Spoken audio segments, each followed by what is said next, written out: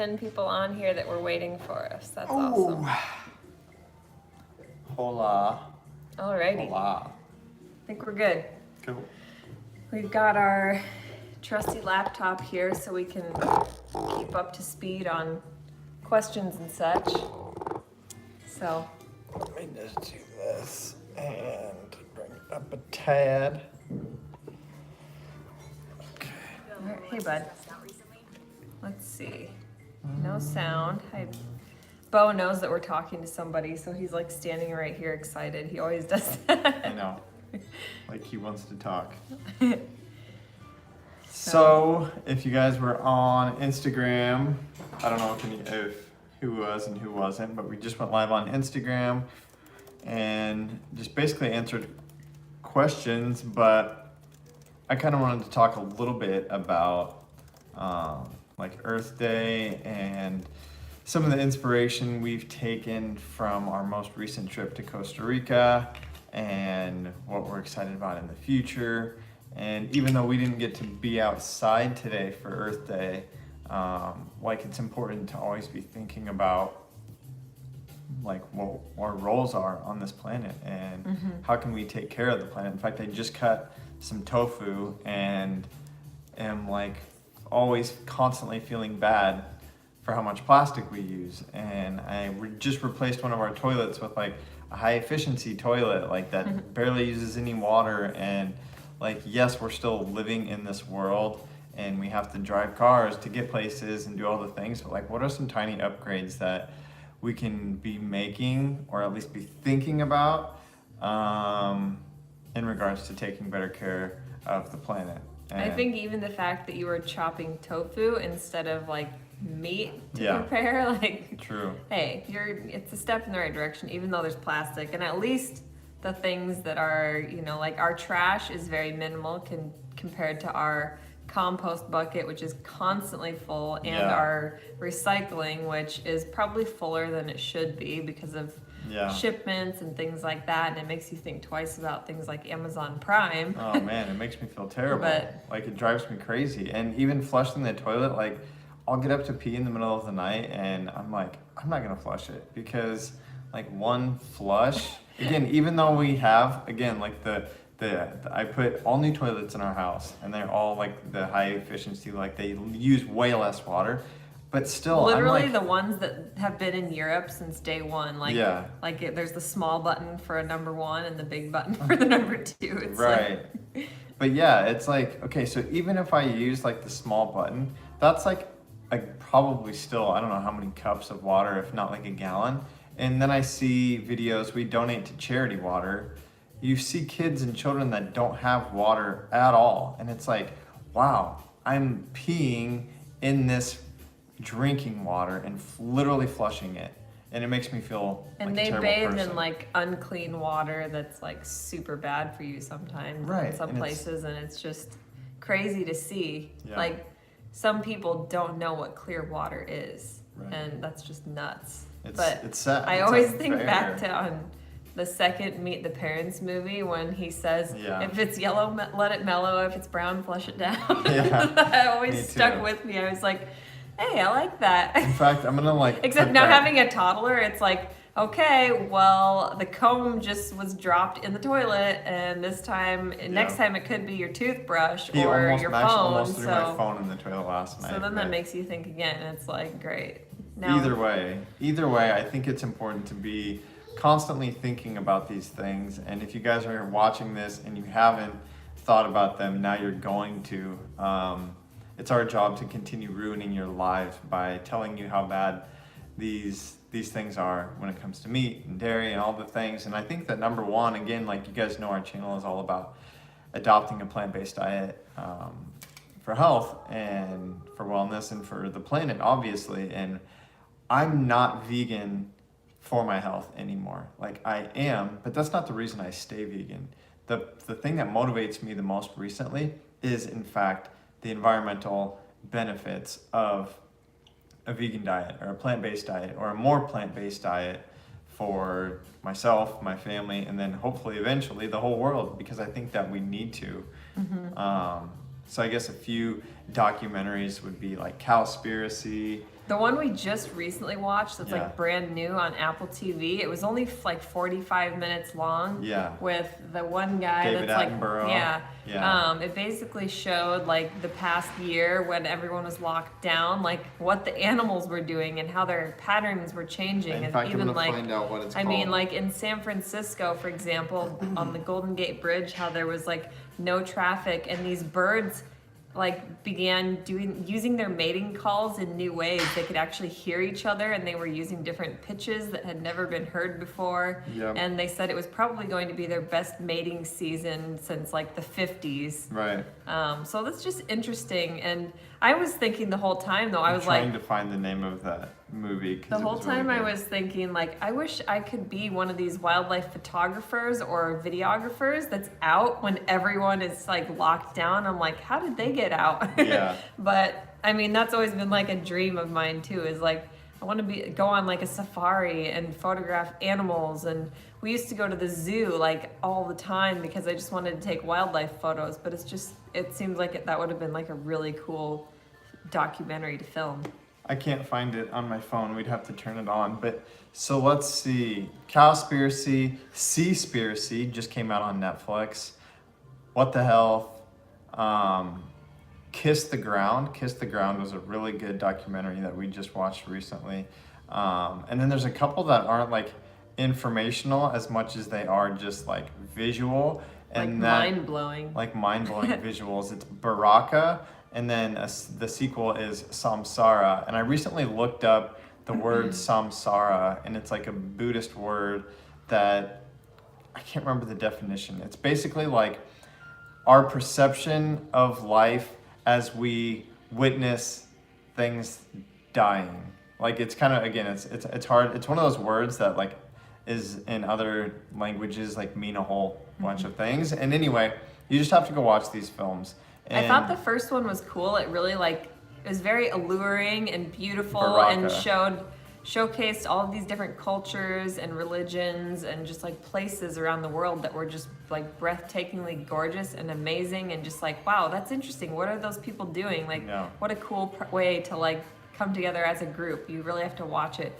And Yeah. then we're like, oh, there's a second part, or like this guy made a second documentary. Yeah. And so that gets you wanting to watch it. But then watching the second one, it's like cringeworthy. It's Right. almost like the first side was like the light of the world and the second was like the darkness, but like you still can't look away. It's like, Yeah. and there's no narration. It's just beautiful scenes and it changes like every 20 or There's 30 good seconds or music. so. And like, Yeah. you're always like, I thought it would be boring, but it keeps stringing you along. Like, what's next? What's gonna be the next wild ride they take us on? Right. And like, the second one was a little bit hard to watch just because there's like clips of factory farming in there that are just like, oh man, like that is And rough. it's not like bloody or gruesome or gross or anything weird, but that does show like the less glamorous side. Like Erin Yeah. said, the first one is like beauty, and the second one is like This is also these- reality. This is also reality, and there's kids in New Delhi, India, that spend their day digging through trash piles the size of insane. skyscrapers, and it's like, oh yikes! Still like beautiful with the colors and the scenery, and then they zoom in, and it's like, oh wow, that's a 5-year-old like digging for food in the All trash. these people and like in these factories, like packaging and processing like meat, that it just looks like yeah, so gross. Like someone's job is literally like, as the conveyor belt comes by with like all these dead carcasses hanging from their hind legs, someone just has to slash each and every gut open as they come by. Like And, that's their job. their insides And- pile out onto the floor, and and the someone next else person is like on the belt Yeah. pulling chicken heads off, and just weird stuff, and it makes you feel so bad. Like, and that's not all bad. Like, they're also showing like industry, so like the same way like people are putting computers together, you know, in Asia somewhere, and then it shows like it's factory just farming. eye-opening though, because it's things that you don't ever think about. Like someone had to put this laptop together. Yeah. Like someone had to like snap the pieces in there in a certain Yeah. way, and you know, with the same perfectly packaged chicken breast at the store, it's like that wasn't like clean and sanitized like that. Like No. that thing was pulled to shreds. Yeah. That chicken got whipped through a belt like Yeah, I don't know. It's uncomfortable, but it's eye-opening, and it really makes you think about things. And again, as like awakened beings, as conscious humans, like we've been on this journey of like aspiring to be better and more conscious and more awake or more woke or whatever. And we've become that way because of the lifestyle we've decided to live and lead. And it didn't start with the environment. It started with it started with our own health. And I don't think that's a bad thing, but I think the path always gets narrower. And so you get to a point where like, I find it really hard to buy leather boots. Like if I buy leather boots, they're like secondhand on Poshmark or whatever. And then you watch a film like this and you're like, wow, like I actually am not gonna flush the toilet right now because like Erin said, if it's yellow, leave it mellow, because I feel like I'm flushing someone's daily amount of water down the toilet, who someone in Africa who doesn't have that water, like I'm just about to flush it. It makes me feel bad. And so it's like, this is actually how you change the world, like teeny tiny steps, cleaning up your diet.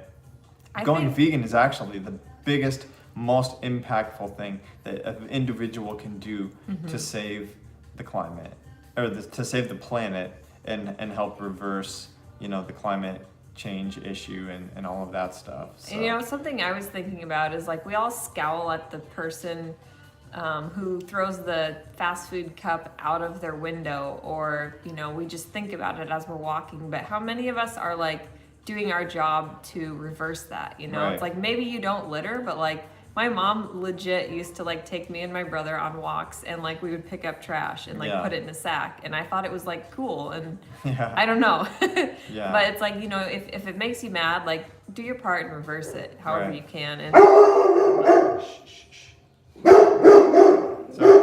there might be someone at the door. Bo sounds like he's like a very angry dog, but he is the biggest sweetheart.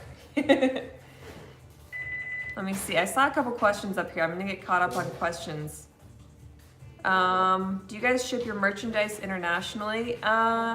We don't. I don't think. I guess I've never done it. But if you email me, we can maybe try and work something out.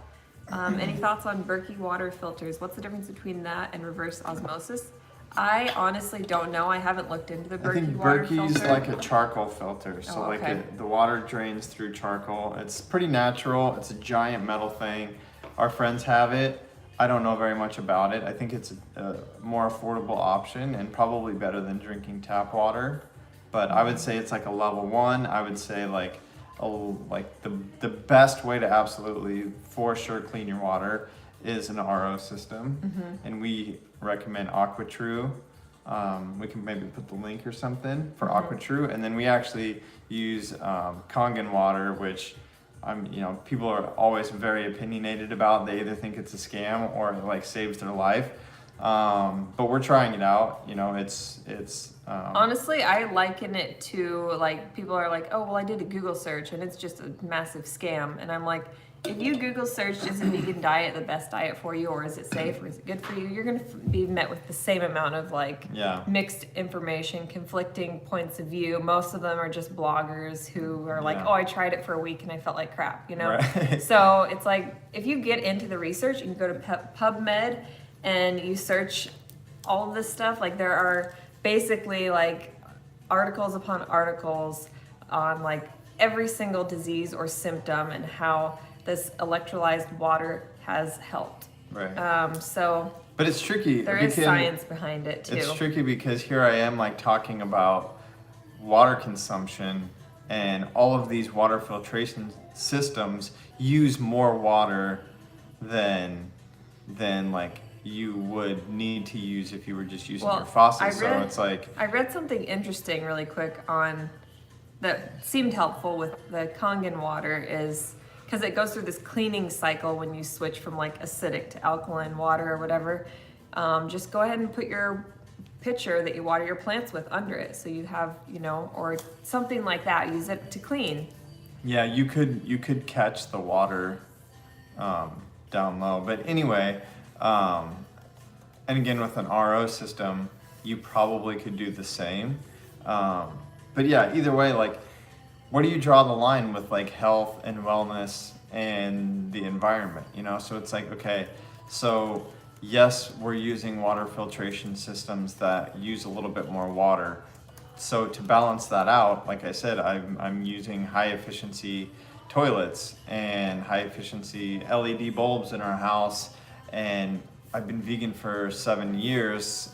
And you know, there's like the vegan calculator, I think you can go and you can actually look up how many millions at this point for us, how many millions of gallons of water you've saved by eating a plant-based diet, because it takes 10,000 gallons of water to produce like 1 pound of meat, for instance, and that same amount of water could feed an entire village in terms of like rice or soybean or whatever. So, you know, it's like, man, do I wish that I could afford a $100,000 Tesla? Like, yeah, of course. Like, I want to be able to drive an electric car and to have a water catchment system and solar panels on my house, which where we live, like, isn't frankly possible, but we're looking into that for like Costa Rica, you know? How could we actually change our lifestyle to the point where we could live off grid?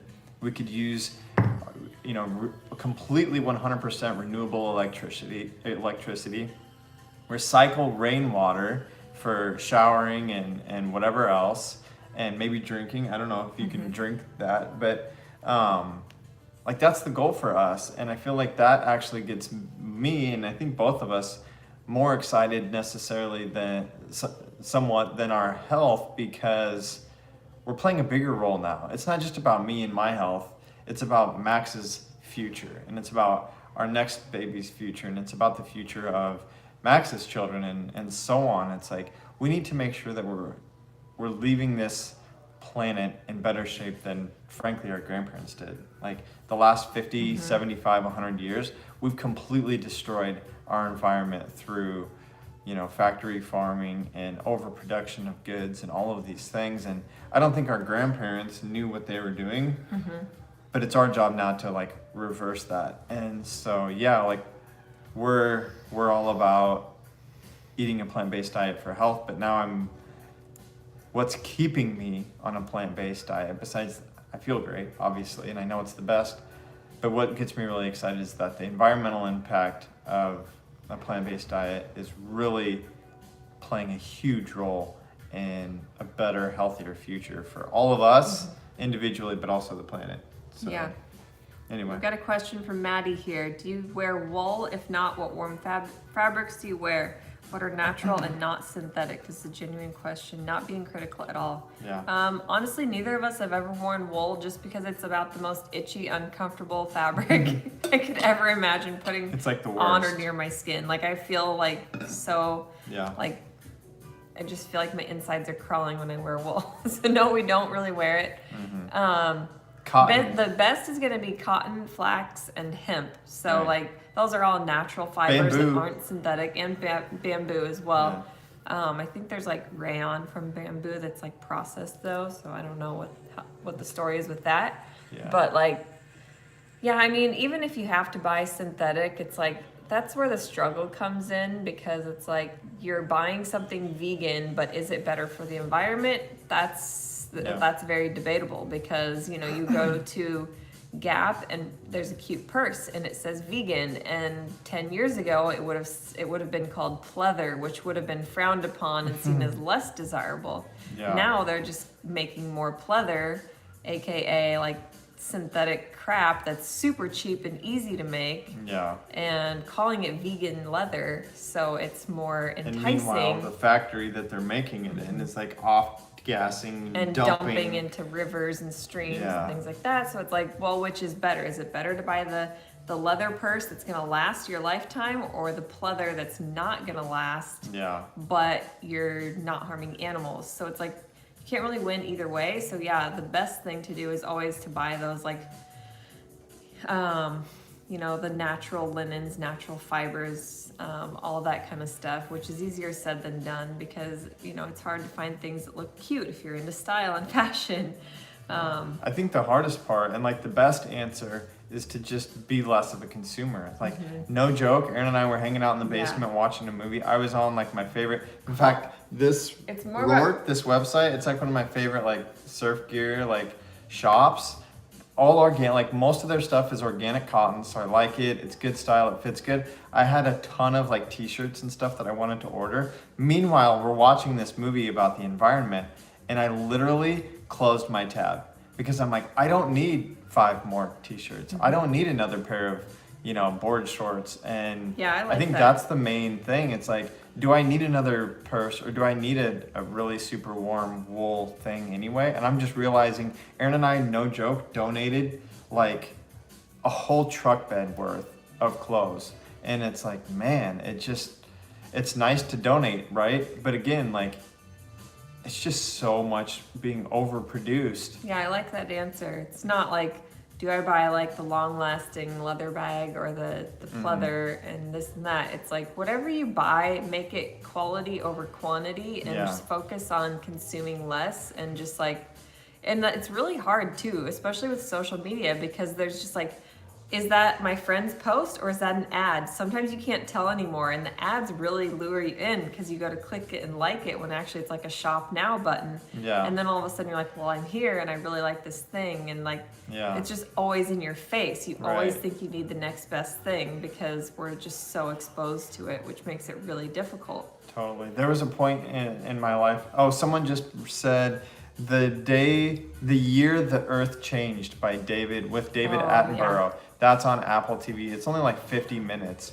but it's super cool. And again, it was last March, it was filmed. We were all in quarantine, and Apple sent out this film crew, which seems a little unfair, I'm not gonna lie. But anyway, it's super cool, you gotta watch it. But yeah, there was a point in time a few years ago where I was buying suits, leather shoes, like I was like Mr. Fancy. I felt like I needed all these things. When we got back from Costa Rica, like I said, Erin, no joke, you probably donated like 300 pounds of clothes.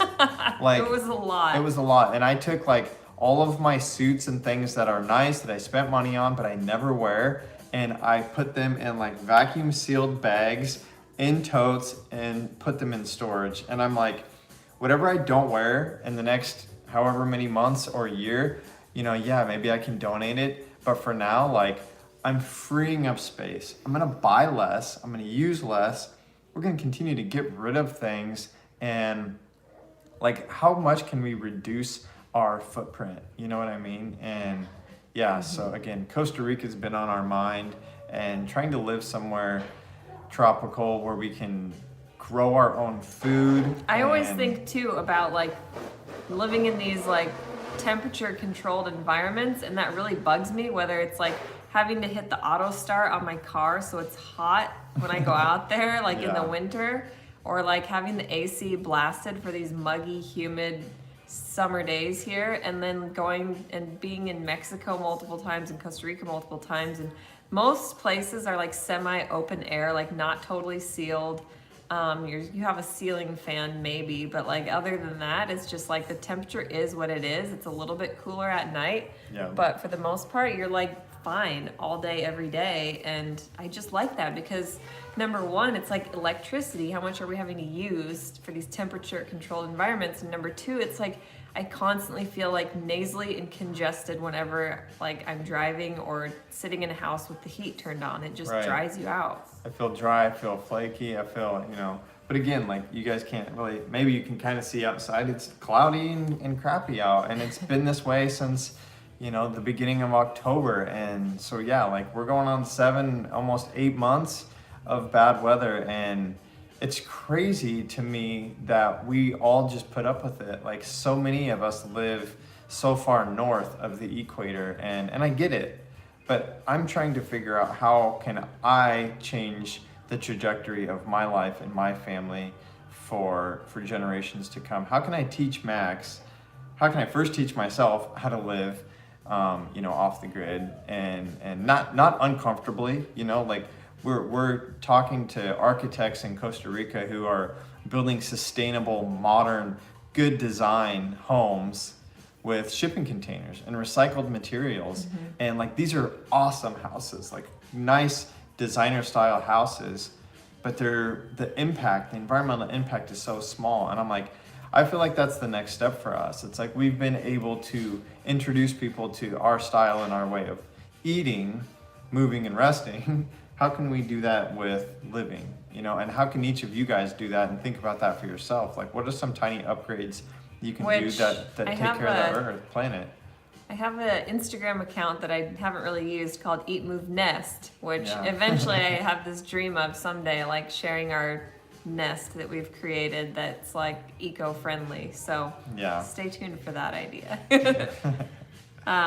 There's also EatMoveRest for style, but again, haven't really done anything with it. Anyway, let's power through some of these questions and catch up. For AquaTrue, do you know whether it lasts a long time? My husband wants to get an RO system, but has heard that different systems break pretty quickly. I just think you get what you pay for. Yeah. It's definitely a starter model, as in it's not like a whole house RO system. It's just a countertop one. I will say it's nice because you can travel with it. Yeah. But it's definitely like a starter model. You're gonna have to like mineralize it by putting Himalayan salt in it. Ideally, you would structure it too, which again, going back to that's why we kind of like when we had our starter Ninja blender and it broke and it broke and it broke. So we eventually just got a Vitamix and it's gonna last us forever.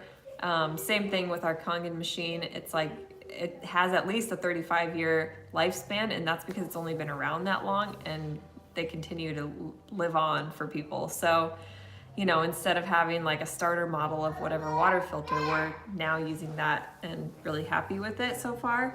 We're still learning the tricks of the trade with using it, but it's kind of, you know, if you're just wanting to start out and give it a try and see how you feel, see what you think, it's definitely worth looking into the AquaTrue. Plus, it's, let's see. So funny, somebody said that they liked my robe. It's actually a cardigan, so like it's just like a cardigan sweater, but it looks like a robe. It's that like would be Dumb and Dumber. Pull over. That would be sweet if I was in my bathrobe. I actually don't have a bathrobe, but do you own any Bitcoin? I don't know. Do we? We hear a lot. Not Bitcoin, no, but we do some. We just invested in some other type of some stuff. I have like zero interest or knowledge about it, but my brother is all about it right now. Yeah. Laura Murphy's saying, what's your advice for finding pediatricians that are friendly to a plant-based diet for your kids? Plantbaseddocs.com. Yeah, that would be great. And, you know, even if it's not someone who, even if your doctor isn't plant-based or vegan, maybe they'll be supportive. If they're not, I mean, it's not the end of the world either. My advice when you go into it's never your doctor's job to give you nutrition advice, honestly, because they don't know a thing about it. And I don't think that it's your doctor's job to tell you what your kid should and shouldn't eat. So totally. And that's what I was gonna say. If you do go in, like a lot of people go in and like have their tail between their legs and they're like, oh, we're vegan, and they're like afraid to tell their doctors. But I'm like, just go in there with confidence and be like, yeah, we're on a plant-based diet, and so is our little one. And like, if you go in with confidence and you do it right, you don't even have to tell your, like, why even tell your doctor, you know? This is funny. Greatest Ever is asking, do you two ever smoke up? What are your views of MJ, THC? She's Mary the Jane. one. She's the one that thought I was in my room. Oh. All right, I don't know She if it's thinks she. that It could you be just, a- she thought you were stoned and sitting in your bathrobe just chilling here for the Q&A. No, we don't smoke. We're not really fans of it. It seems like it kind of just makes you not care about life, which I'm not a fan of. And I try to steer clear of anything that's like mind altering, because I just have felt like I'm in such a better place since kicking alcohol completely, and just, I don't know. It's just not my thing. Let's see. I've been hearing a lot about sea moss. Have you guys ever tried it? Yeah, I'm gonna grab ours and show you what it looks like. We have. We've only ever like cooked with it or like used it once, but we just got a whole bunch. We took a raw food cooking course with Matthew Kenny. If you haven't heard of him, he has amazing restaurants like all over the world, like New York and LA. And this is what Irish sea moss looks like. So it's supposed to be really great for boosting your immune system. I know you can like soak it and it becomes kind of like seaweed, like just jelly-like. Blending it into smoothies. We haven't used it yet because I'm honestly kind of scared, especially being pregnant. I'm like, this seems like a weird food to be incorporating right now, but yeah, it's kind of having a moment right now. So Yeah. we'll see down the road. Do we know about the Earthship communities in Costa Rica? Oh, I've seen those in Arizona. Yeah, we've seen those in New Mexico. I see that. Yeah. And then there's another one that there's a couple actually, yeah, in Costa Rica that we've seen and heard pretty cool things about. Let's see, we've got a question about what are the benefits of sleeping on a natural mattress like Avocado, which we have.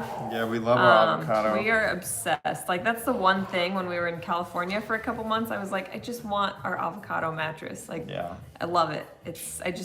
Number one, you spend 1/3 of your life sleeping on your mattress. Right. So all I've read and seen and heard is that there's toxic fumes that off gas for like the first year of your mattress's life in your home, and just like your body absorbing things, and I don't know, even the process of manufacturing it, you just want to definitely look for an organic one. For and sure. Avocado is awesome. I'm gonna find a link for it really quick. Yeah, we love our mattress, and like Erin said, it's a no-brainer. Like, you don't want to be sleeping on something that was manufactured with harmful chemicals and stuff. So let's Your see, what skin else? is your body's largest organ. Kimberly's moving towards eco-minimalism and has been for the past year, as well as low waste and plant-based. So cool, yeah. I don't know what you guys think about this, but again, we have Erin's grandparents live outside of town where we have an Airbnb, and like we, are always like burning like tree limbs fall down and compost and all this stuff. Like, I could burn our trash. I've actually thought about like burning trash and recycling and stuff like that, but I don't know what's worse. I haven't actually looked it up. Yeah, I don't know either. Is it worse to like burn it, or is it If worse it's like to plastic, recycle it? it's probably bad. But Yeah, if that's it's true. paper, like cardboard and Yeah, that's boxes mostly what I and was stuff. talking about was Yeah. cardboard. I Like, can think you that burn? sounds okay. Yeah, because I don't know. I mean, like, fire is a natural thing. I don't think Yeah. like fires really damage the. I don't know. It's tricky. Are you wearing pants?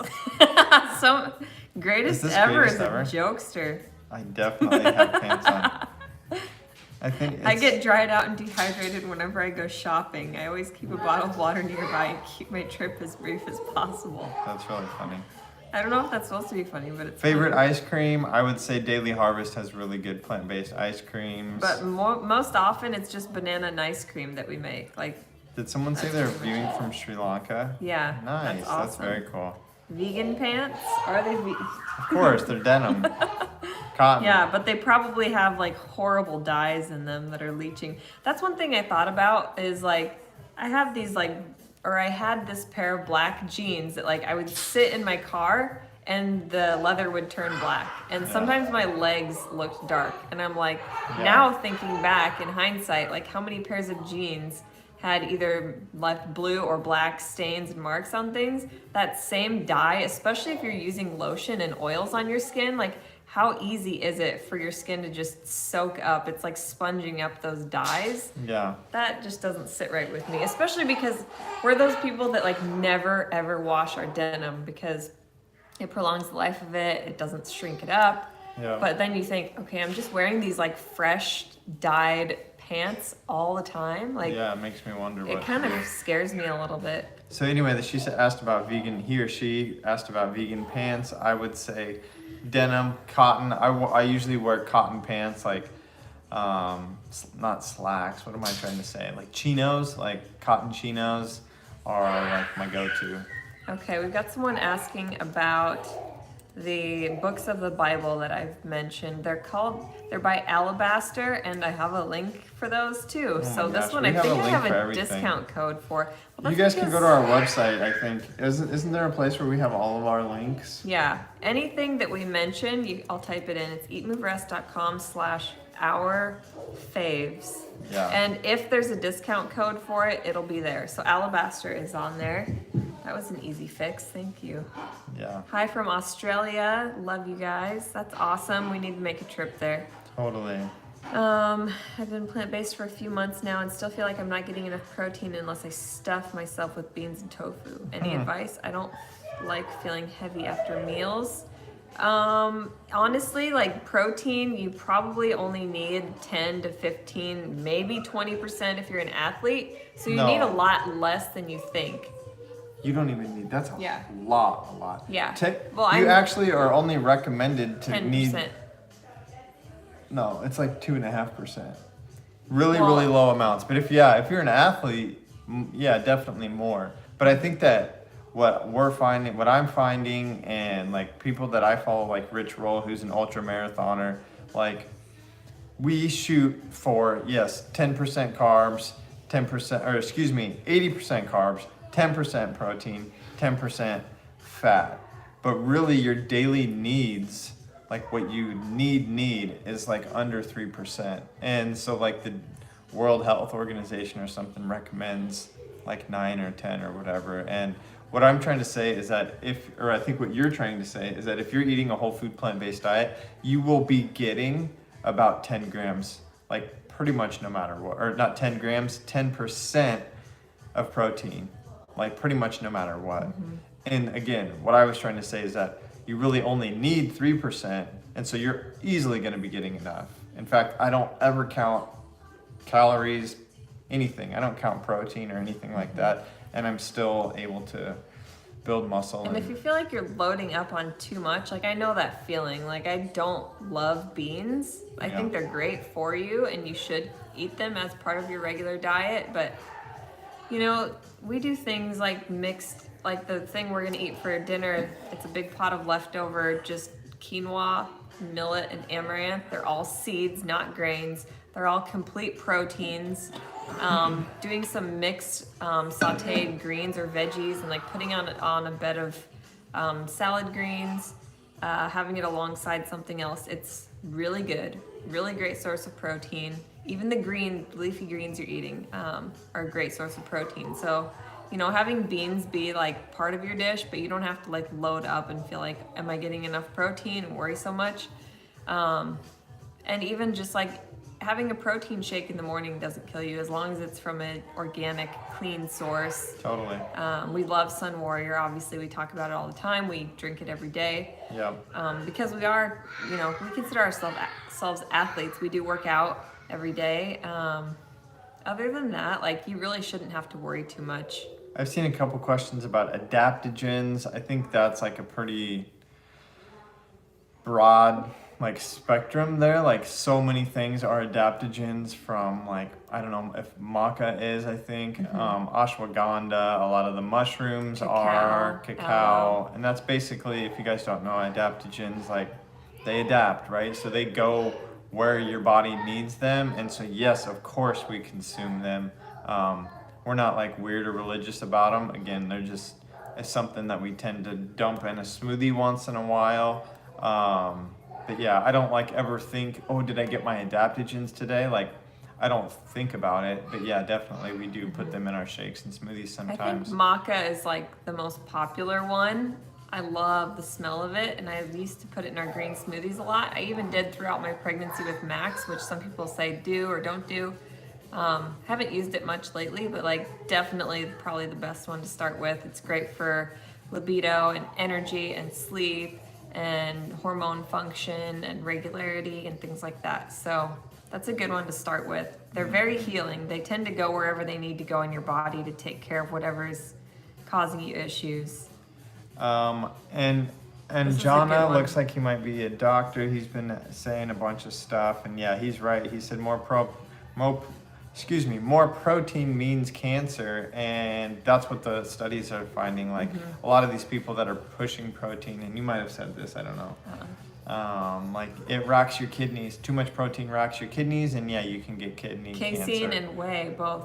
For sure. So yeah, like don't overdo it. Like don't. And again, those are animals. I have a lot of people that message me on Instagram, then I can tell that they like have borderline eating disorders, and they're like so worried about counting calories, counting grams of protein and fat and all these things. And it's like, if you guys start eating a whole food, plant-based diet, and just eating all of these fruits and vegetables and seeds and beans, like Erin just said, in abundance, you're gonna get everything you need. You're not gonna get too fat. You're not gonna gain too much weight. And if you feel like you need more food, you simply eat more food. If you feel like you are gaining weight, you simply eat a little bit less food or work out more. Like, it's all about just being supernatural, not having to count, not having to like science life, you know, like tens and thousands of years ago, like we didn't have calculators. And it takes time for most people to learn intuitive eating. I think both of our moms just naturally know how to do that. Yeah. They just eat when they're hungry. They don't think about food. I've always thought a lot about food and waited for my next meal, and it's caused me to be either underweight or overweight. And it does take a lot of like trust and your faith in yourself and in the way you're eating to really begin to eat intuitively and to not be afraid of carbs and not be afraid of fats. Yeah. And trust that you're getting enough protein. But you know, like maybe once a month, even still to this day, I'll get on the Chronometer app just for kind of peace of mind or to kind of gauge where I'm at and just plug in my whole day worth of eating, and it'll show me I'm getting everything I need, like way more iron than I need, which is good while pregnant. Just things like that. It's like peace of mind. Or it says, hey, you're, you know, only got 85% calcium. So then I'm like, not a huge deal. I mean, I'm eating different things every day, but kind of you can tap on like, well, where's my calcium coming from? And it'll say like your green smoothie. That's the primary place. Leafy greens are super high in calcium. And it's just like reiterating the fact, get those greens in. So it kind of helps just to not be calorie obsessed, but to be calorie conscious, and more so than calories, to look at those micronutrients in a breakdown like that, I think really helps just to check in once a month. Totally. And it helps you to be able to trust yourself to learn intuitive eating. Right. And it is hard. Everybody's body's different, and I guess it's easy for me to sit here and say that. I think that's still the goal, though. Like, I think it's eventually the goal, or should be the goal for all of us, to get to a point where, like Erin said, we're not waiting for our next meal or feeling ravenous or feeling, you know, underfed or overfed or any of these things. And I think the easiest way to get to that, like, food freedom is on a plant-based diet. I guess is what I was trying to kind of say. So I want to answer this too from me and my mom are vegan. We have a question for you guys. What do you respond to people when they ask, why do you try to replicate non-vegan food like meats and cheese? yeah. Honestly, I mean, who decided that like a burger patty had to come from beef, like a patty, you know? Yeah. Why Yeah. can't it be a black bean burger, Right. you know? I'm I not don't know. necessarily trying to replicate it. It's just that maybe I grew up eating those foods. Most of us did. All of us, I would say, probably did. And so it's like, maybe that's why we're trying to replicate it, because it's fun, you know, if for no other reason. I'm not really, and frankly, like the mock meats, we don't eat. The fake cheeses, we don't eat. Like we'll make mac and cheese with vegan cashew cheese or whatever. But it's not like the processed weird stuff. But yeah, I mean, I guess people don't really ask us why we try to replicate it. We don't really, just because it's like, I don't think that we miss having a McDonald's burger. Like, I can safely say, like, I don't miss having a steak, so I don't feel like I need some Beyond Steak or whatever it is, you know? Yeah. So, but if you do, I mean, it's understandable because food has such an emotional tie, and there is that connection to memories of good times with family and your childhood and growing up. So like, if that's what it takes you, I think that's a step in that direction, and I don't think that anyone should frown upon that. It's definitely a healthier alternative.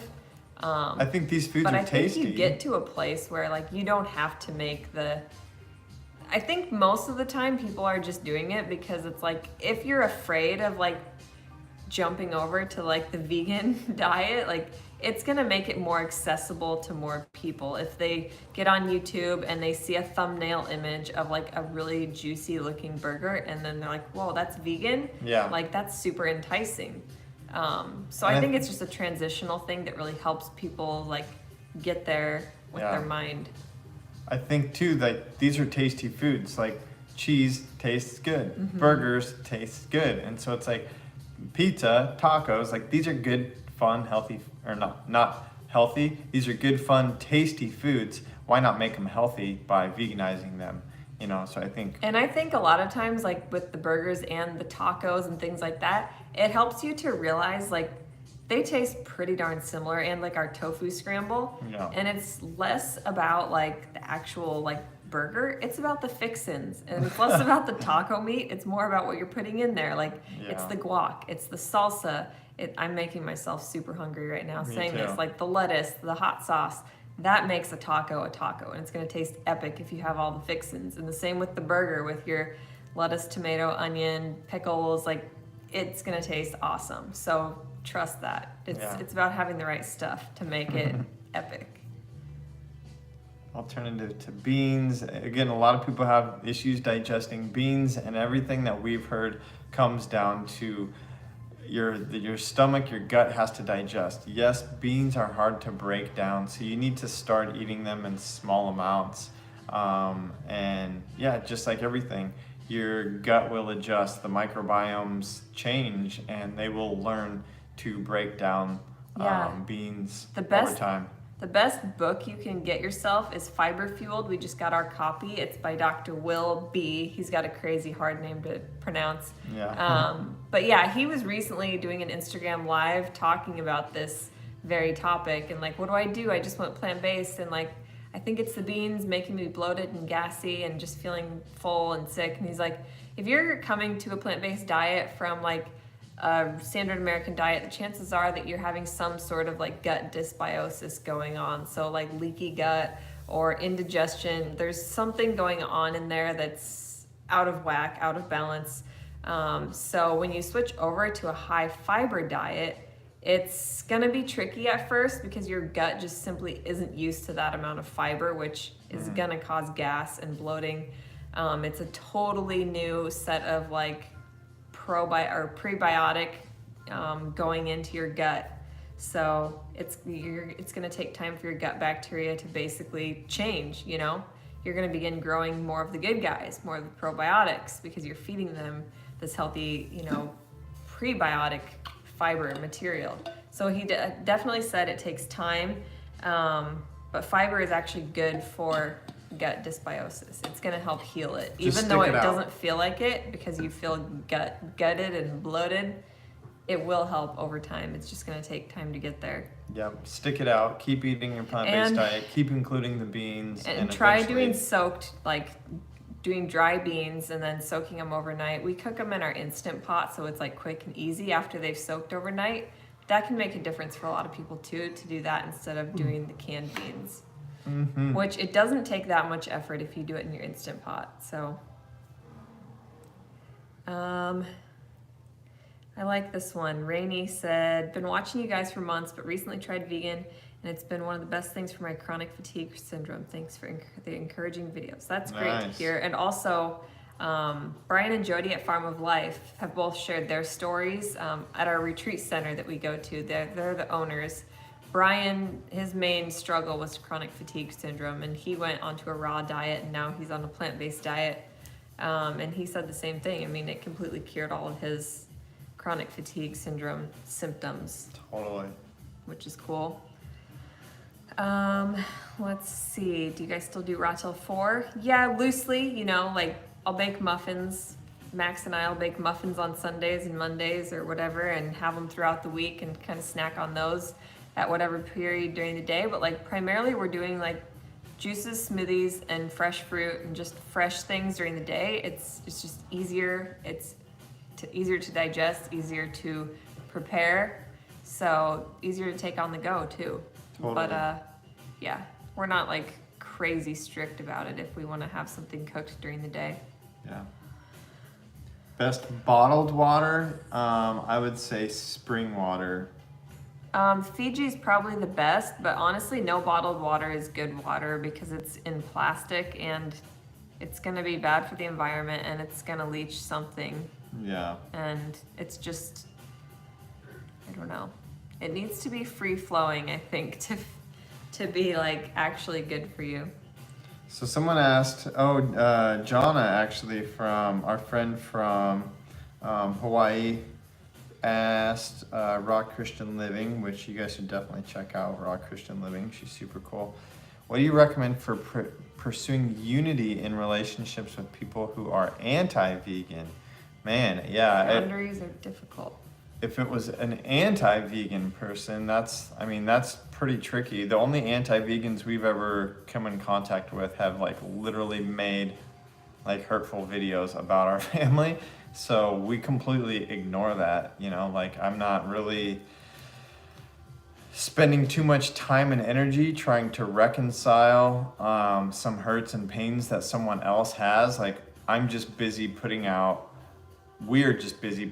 fresh, helpful, uplifting content in regards to a pro-vegan diet. And so I would say, you know, like don't waste too much time feeling like you need to build relationships with people who are against your cause. You know what I mean? Like I would I'd say get behind me. Keep leading by get behind me. Lead by example and just walk your walk and yeah.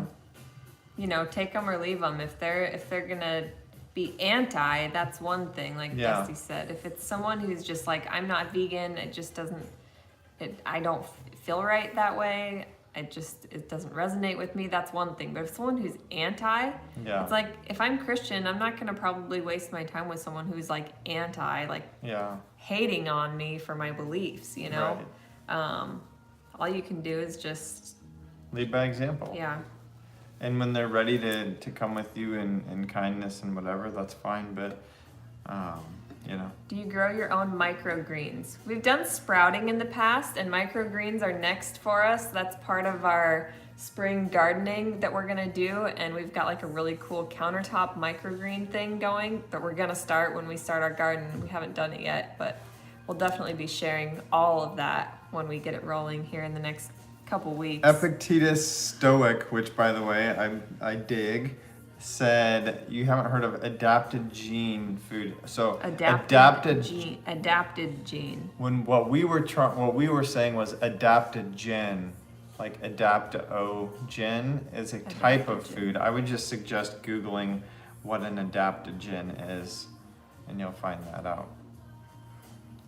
Let's see. Any thoughts on the starch solution? My husband and I are just curious about it. We are not vegan, but we've got lots of weight to lose. Yeah, I've heard great things. Good. Yeah, I would definitely look into it. Let's see, we got a bunch here. Let's see. Do you recommend recommendations for treating allergies without having to take allergy pills and such?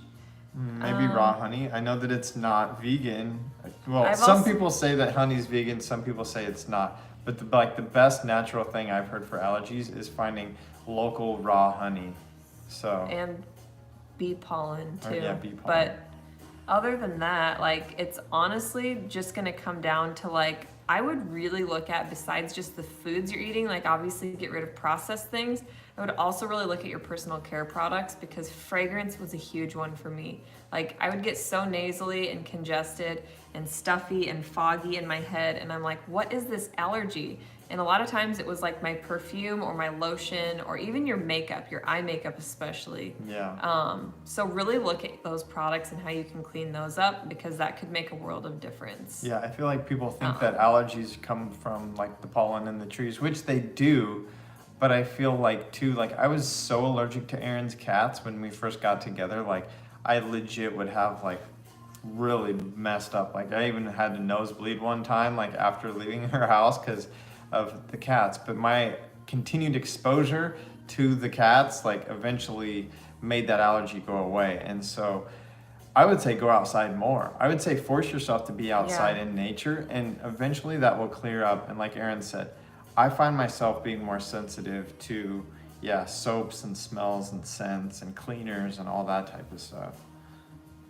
And when you have those kind of toxins in your body, like it just goes without saying that you're going to be more susceptible and more sensitive to environmental factors that could also be contributing to allergies. So just cleaning it all up and strengthening your system in that way. Our friend Gabriella is on. Hey, we went to, she came on our Costa Rica retreat. She said it's interesting how older generations eat intuitively and don't worry about it. And now there's a huge abundance of food and we don't know what to eat. I think that's so true. Yeah, I know. It's nuts. It's like... Yeah, let's just simplify, like, again, I was talking to a friend, one of the chefs on our retreat, Anna was talking about being a chef. I was asking her about if she likes that or loves that, and she was like, honestly, she's like, I'm a pretty intuitive eater, so I'm not really into like being a vegan chef. And I actually feel the same way. Like the food that Erin and I prepare aren't like gourmet burgers and all of these things. It's like pretty basic food, and it's like, let's put some greens on a plate, and let's put some rice on top of it, and let's put some beans on top of that, and let's make some potatoes. And I think that we get too like caught up in our head looking at these foods on Instagram, and it's like, oh, we have to make veggie burgers tonight, and then we have to make tacos, and then we have to make like all of these like fancy foods. And it's like, no, like just again, be more intuitive. Make some potatoes, make some beans, make some greens and some grains, and like just put them on a plate and just eat them. Like it's simple, it's basic, and it's clean. And yeah, I find that it's more like how our grandparents used to eat. You know? They weren't going out and getting like fancy foods. They were just eating like 3 or 4 different things on their plate. And yeah. Oh, let's see. We've got a question here. I know that my husband and I are moving into a vegan diet. We just feel so much better when we do. However, we get a lot of backlash from friends and family. How do you confront them in a genuine way? Yeah. Again, we did a video on this, how to be a social vegan, if you search that. I think that one might be helpful. It was kind of fun the way we shot it. That was an older one. Yeah. But I think it just comes back to leading by example, because we got a lot of mostly just joking around from my dad and my uncles and stuff like that early on.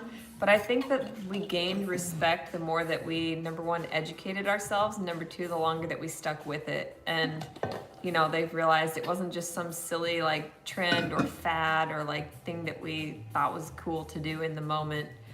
So now they actually really respect us, and they've seen not only has it helped us to thrive and be like mentally and physically our best, but raising Max that way too, and just seeing what like a healthy, like cool kid he is. I think all of that just really helps. So it just comes down to just put your head down, do the work, just do your thing, and I would say like share the wealth, share the food, and be make like good things. Be like graceful about it. Like when you show up, like being vegan is more about like compassion and love. And if you show up and you're like, hey, we're eating this way because it makes us happier and healthier, like who can really argue with that? Like if you are coming from a genuine place of like yourself and being like, hey, I would really appreciate if you guys were like supportive, because it's time for us to get healthy and this is really good for us and we're really benefiting from this. Like, I think a true friend or a true family member should be like,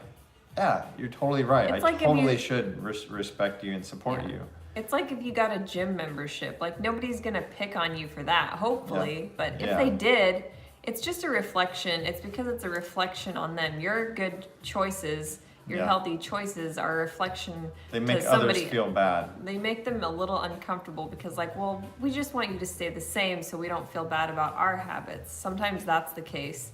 So you just have to, and not be like a vegan police either. Like, oh, you shouldn't be eating that, you know, or this is why meat's bad for you. Like, don't be the Debbie Downer at the table. Instead, just like, lead from a place of like what it's doing for you, that's good for you, that is helping you to enjoy it. And you know, or find new friends. Like, I hate to say that, but like seriously, if there are people that are really bringing you down and bumming you out, like I said, sometimes you just have to put those people behind you and say, look, I'm gonna have to find new friends because you guys are being lame and rude. And like sometimes it comes down to that. I hate to say that, but I've had to do that in the past too. I had friends that all they wanted to do was drink, and all of these things that I was over, that I needed to be, you know, over, frankly. And so I got over him. I left those people, and Kathy is asking, where do you get your calcium?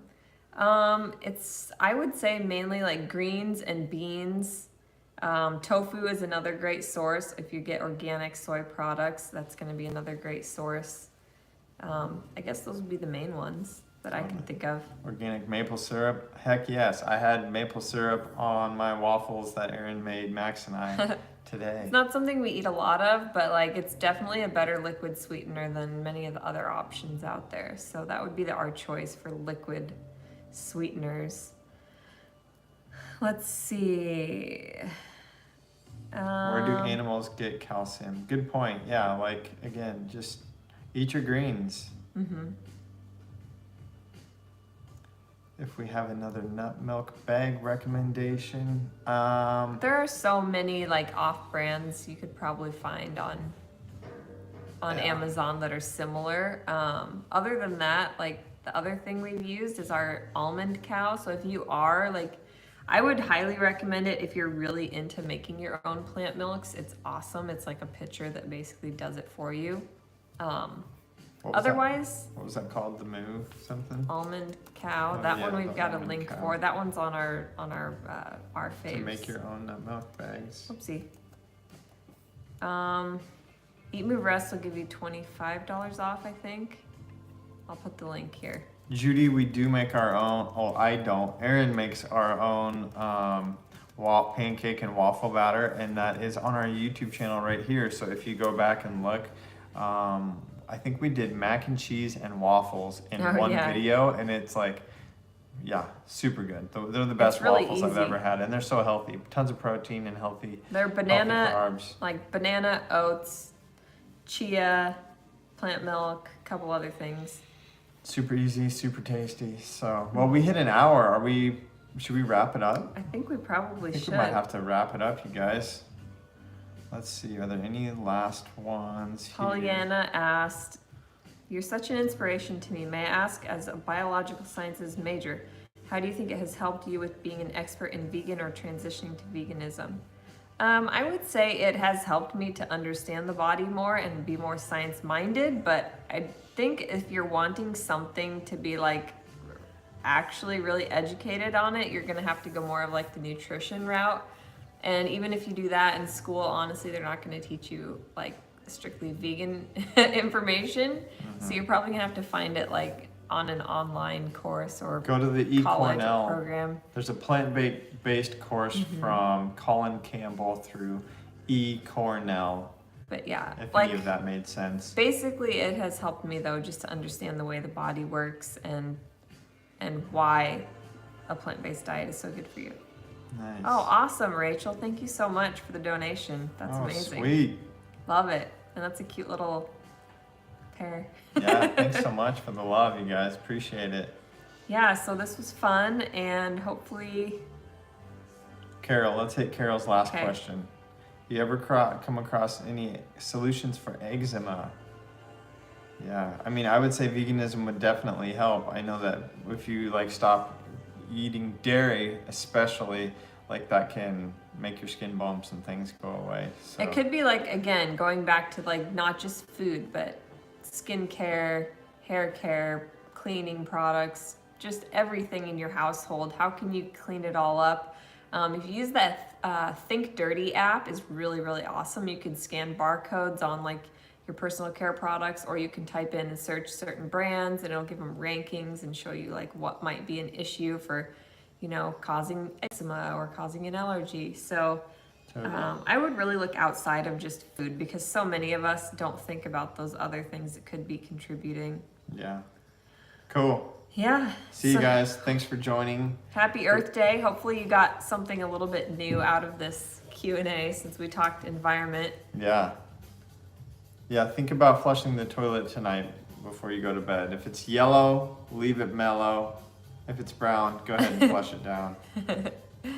And how can I stop the 2 p.m. sweet cravings? This is our last one from Alexandra.